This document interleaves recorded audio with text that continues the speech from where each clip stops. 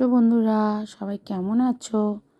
দেখো, আগের দিন আমরা 8-এর দাগ পর্যন্ত আলোচনা করেছিলাম। আজকে আমরা 9 থেকে আলোচনা করব।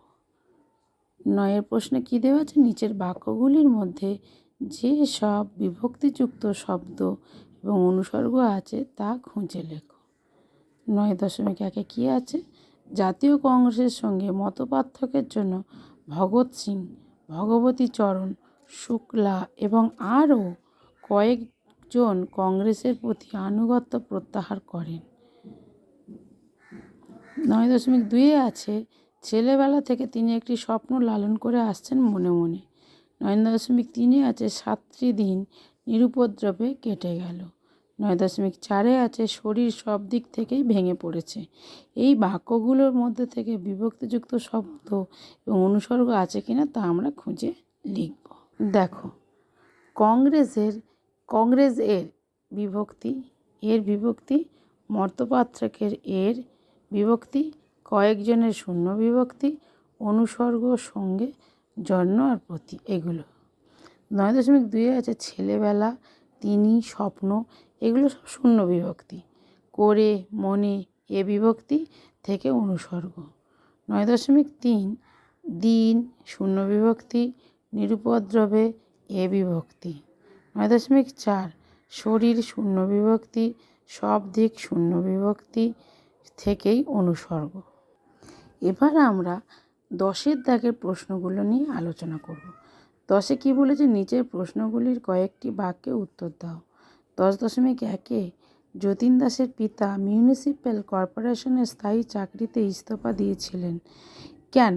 এর ফল কী হয়েছিল? দেখো, যতীন দাসের পিতা মিউনিসিপ্যাল কর্পোরেশনের স্থায়ী চাকরিতে ইস্তফা দিয়েছিলেন কেন এবং এর ফল কী হয়েছিল আমরা এখানে আলোচনা করব। আশিস কুমার মুখোপাধ্যায় রচিত শহীদ যতীন্দ্রনাথ দাস গদ্য পাঠে জানা যায় 1901 সালে দশহরার দিন যতীন দাসের পিতা বঙ্কিমবাবু সপরিবারে গঙ্গা স্নান করে ফিটন গাড়িতে চেপে বাড়ি ফিরছিলেন। পথে কয়েকজন ব্রিটিশ সৈন্য তাদের জোর করে গাড়ি থেকে নামিয়ে নিজেরা গাড়িটিকে চেপে চলে যান। বঙ্কিমবাবু সপরিবারে পায়ে হেঁটে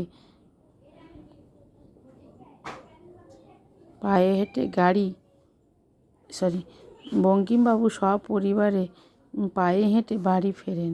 এই অপমানের প্রতিবাদে তিনি মিউনিসিপ্যাল কর্পোরেশনের স্থায়ী চাকরিতে ইস্তফা দেন।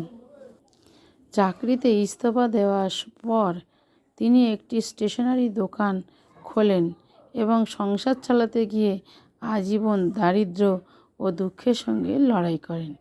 এই পর্যন্ত তোমরা লিখবে। আচ্ছা, তারপরে 10.2-এর প্রশ্নটা কি দেখি? তোমার মতো মহান বিপ্লবীর জন্য একটা কাজ আমায় অবশ্যই করতে হবে। কে কাকে এ কথা বলেছিলেন? আশিস কুমার মুখোপাধ্যায় রচিত শহীদ যতীন্দ্রনাথ দাস গদ্য পাঠে জানা যায় ভগৎ সিং কলকাতায় এসে যতীন দাসের সঙ্গে দেখা করেন এবং তার নওজোয়ান সভার জন্য কিছু করতে অনুরোধ করেন। তখন যতীন্দ্রনাথ দাস ভগৎ সিংয়ের উদ্দেশ্যে প্রশ্নোদ্ধৃত উক্তিটি করেন। যতীন দাস ভগৎ সিংয়ের দলের ছেলেদের বোমা বানানোর ট্রেনিং দিয়েছিলেন। আচ্ছা, এই পর্যন্ত লিখতে হবে। এবারে আমরা আলোচনা করব 10.3 কেন্দ্রীয় ব্যবস্থাপক সভার অধিবেশনে কী ঘটেছিল?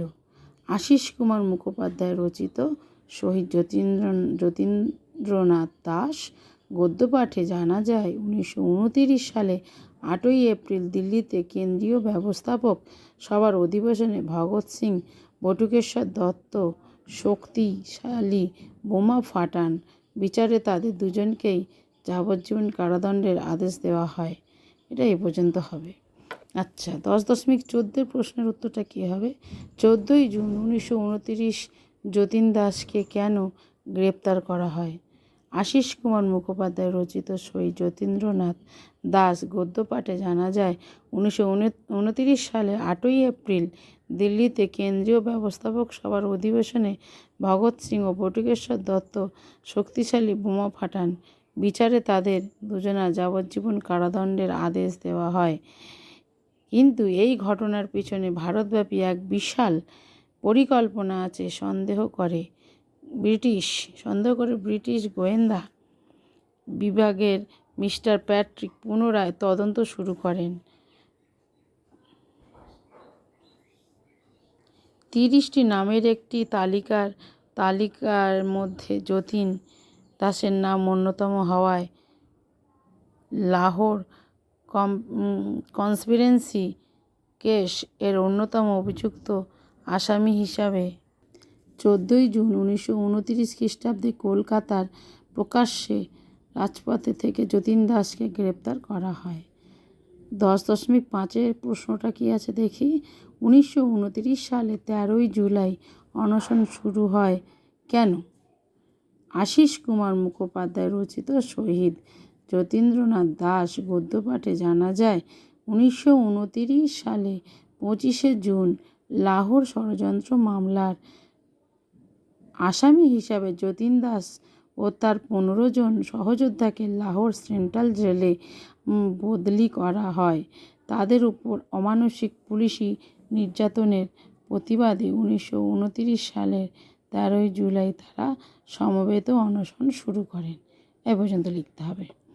10.6 অনশন করার আগে যতীন তার সহযোদ্ধাদের কি অঙ্গীকার করেন? তিনি অনশন